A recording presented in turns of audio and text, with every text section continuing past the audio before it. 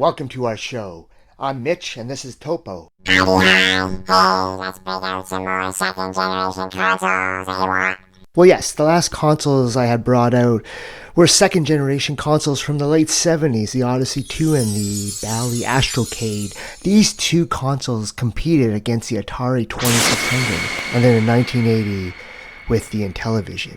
Also in 1980, the video game market blew up. The 2600 came out with Space Invaders, and that became insanely popular. The industry realized that there was crazy money to be made, and technological advancements only continued to improve. So Coleco, who had come out in the first generation, swinging big in the console wars with their Coleco Telestar, continued to make different Pong models. But as the Pong console market saturated and the second generation consoles proliferated, their many Pong consoles did not do as well as their first. And by the time they came out with their last Pong console in 1978, the Telstar Arcade, a Pong console which was meant to be the greatest of all the Pong consoles, well, the market for Pong consoles was dead, and it was a financial failure and technologically irrelevant. No, it was Coleco's most beautiful mistake. Coleco's venture into the Pong Wars had made money, but not as much as they'd hoped. However, they had plans. They re-entered the console wars in 1982 with the most advanced system yet. It completely blindsided the second generation console war. Yeah. It was the Colecovision. Let's bring it out, Topo.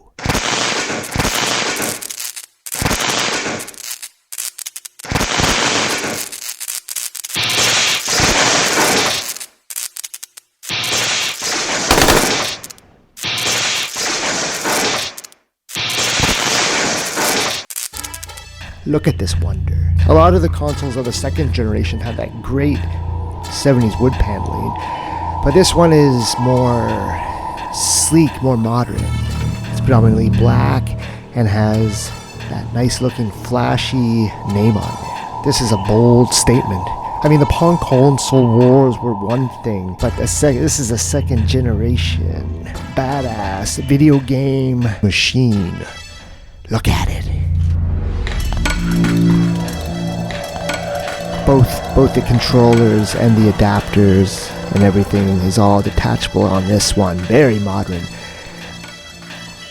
And you might be wondering too, what goes in this expansion model here? Well, here it is, the ColecoVision expansion model number 1. It allows you to play the Atari 2600 library using your ColecoVision. Yeah, this is a mini 2600 clone attachment. That's mind-blowing that they got away with that. The second generation was a crazy time. I'm going to show you the controllers that came bundled in with the console. People either love or hate them. I think they're okay. You got a controller here with 2 buttons, and this generation was all about having the extra number pad and all that, which is very cool. I have the whole ColecoVision library from the 80s on this flash card here. Helps me save a couple bucks. What's your packing game? Okay. Here's the Coleco's pack-in game, Donkey Kong. Oh yeah.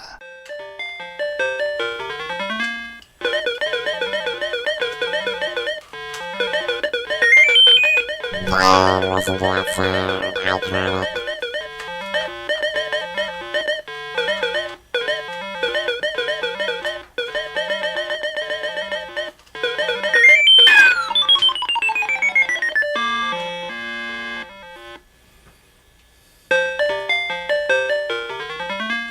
This is one of the first versions ever ported to a console that is almost arcade accurate. Everything that came before, is a little bit off. Not exactly the same as Donkey Kong, but this, it feels just like Donkey Kong, but in a ColecoVision way. This version is freaking fantastic.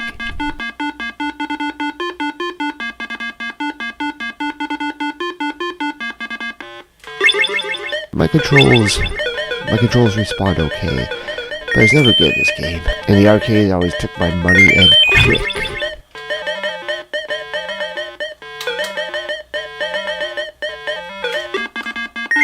So this console came into the console wars just as a shock to everybody.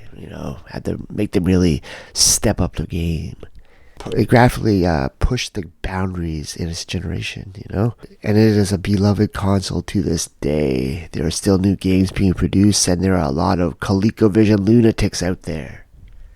Now, another console from the 82, it's a late entry into the second generation here too. It was a console pushing the boundaries of technology. There is no other console like this out there. I'm talking about the Vectrex. The world's only console that used vector graphics. Oh, fortune and glory. Topo, do me the pleasure and bring this thing out.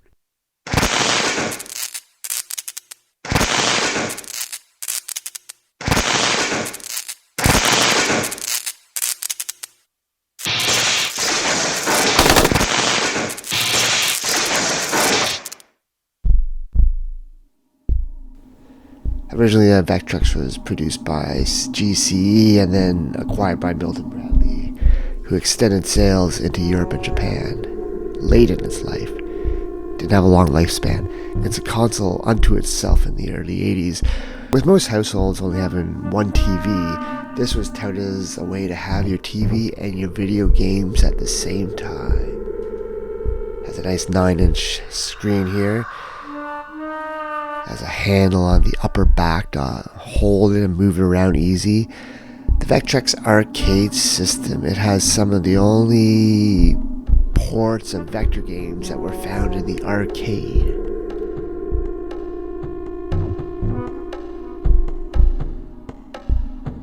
We got Sean Kelly's multi-cart, which is a cost-effective way to have the complete library, and it works great.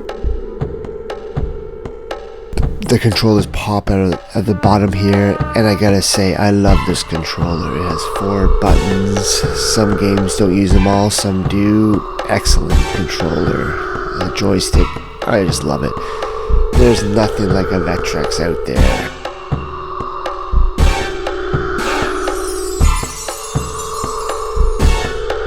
I'm gonna show a couple of games here and some gameplay.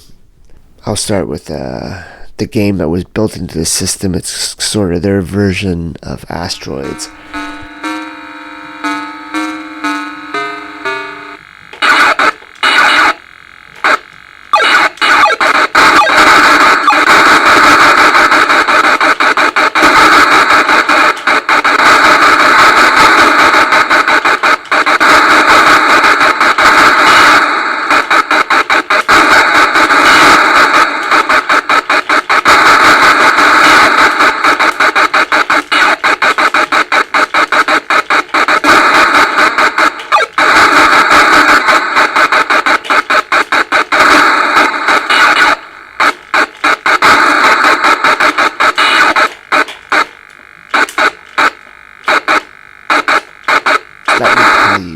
The sound's intense and the accent is bright and the motion is so fluid.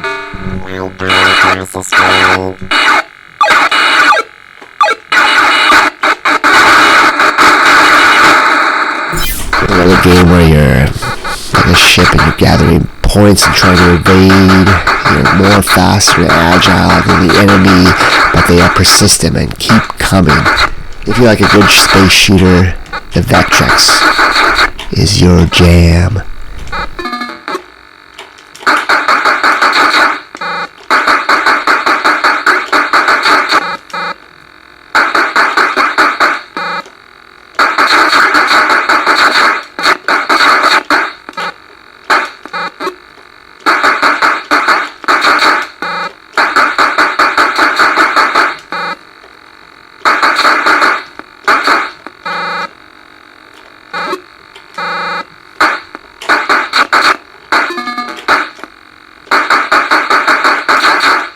Later second generation consoles, we see improved technology from where the generation started.